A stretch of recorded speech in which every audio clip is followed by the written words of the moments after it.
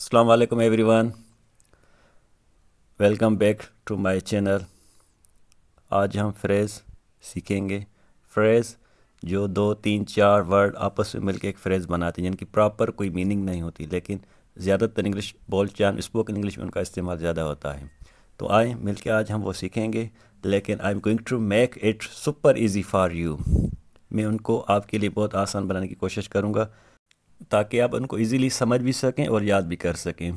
तो हम हर एक फ्रेज़ को समझेंगे, एग्जाम्पल के साथ हम समझने की कोशिश करेंगे, so you can speak English fluently and naturally. Video को आखिर तक देखिएगा। Let's get started. सबसे पहला जो फ्रेज़ है वो है to earn someone's living. To work to earn money to support oneself. गुजर सफ़र के लिए, कमाने के लिए, घर चलाने के लिए, उस सेंस में ये फ्रेज़ यूज़ होता है, टू अर्न समवन्स लिविंग। आए सेंटेंस के थ्रू इसको समझते हैं। They moved to the city to earn their living. वो शहर चले गए, किस लिए? अपने गुजर बसर के लिए, कमाने के लिए, घर चलाने के लिए वो शहर चले गए, शहर मूव हो गए। He works hard to earn his living. वो सख्त मेहनत करता है अपने गुजर सफ़र के लिए, अपने रोज़गार के लिए, अपने बच्चों पालने के लिए वो गुजर सफ़र करता है। To earn his living, to earn someone living मतलब गुजर सफ़र करना, किसी चीज़ के लिए, कमाने के लिए, उस सेंस में ये यूज़ होता है। उसके बाद टेंड टू, ये तो बहुत ज़्यादा स्पोकन इंग्लिश में यूज़ होता है। टेंड टू की बहुत सारी मीनिंग होती है, लेकिन हम यहाँ पे जो मीनिंग पढ़ेंगे वो होंगी आमतौर पे रहना, होना या करना।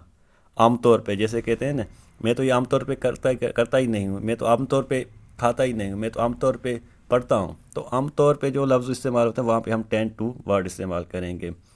Children tend to play a lot. बच्चे तो आमतौर पे खेलते हैं। He tends to get angry quickly. ये तो आमतौर पे गुस्सा बहुत जल्दी हो जाता है। तो आमतौर पे जहाँ पे लफ्ज़ होगा वहाँ पे हम टेंड टू इस्तेमाल करेंगे। टेंड टू और भी मीनिंग होती है, लेकिन हम यहाँ पे सिर्फ आमतौर पे रहना, होना या करने के सेंस में इस्तेमाल करेंगे। उसके बाद है डेट मेक्स टू ऑफ अस।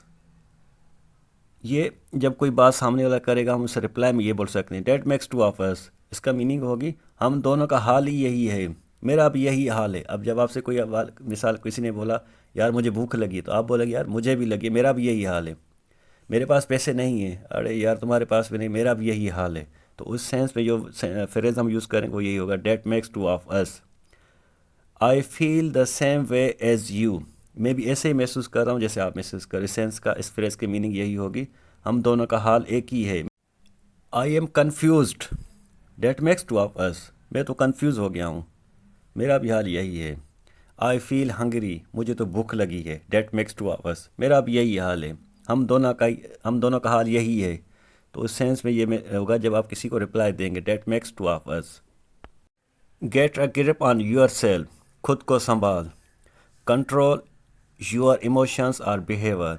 जैसे हम बोलचाल में बोल देते हैं, ऐसे नहीं करो, होश में आओ, खुद को संभालो, ऐसे क्यों कर रहे हो, होश में आ जाओ, खुद को संभालो। हर चीज़ कहने और बोलने से पहले खुद को संभालो फिर बोलो।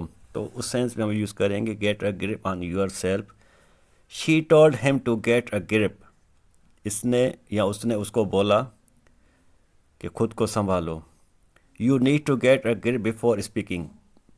बोलने से पहले खुद को संभालो फिर बोलो।